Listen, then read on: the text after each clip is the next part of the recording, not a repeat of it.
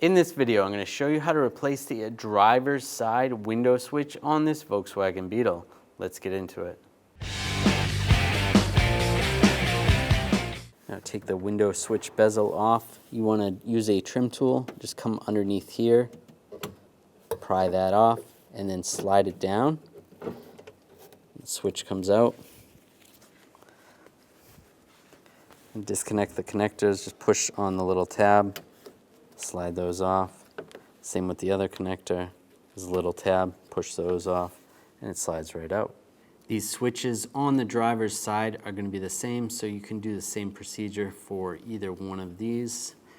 To take this switch out of the bezel, we're just going to use a pick, and you just want to go in between the switch and the bezel on the inside. Just push on the switch a little bit, push a little bit of pressure. Holding that pressure there, then we're going to take the pick out and go to the other side.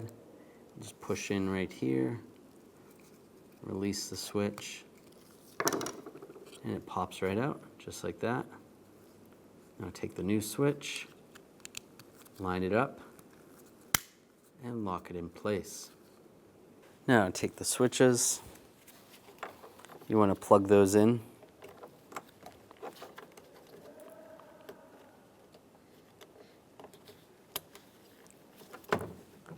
Those are both plugged in. Now line the top part up and lock it in place.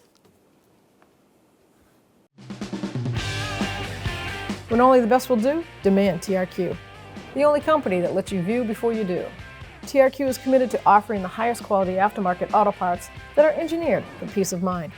Thanks for using and viewing with TRQ.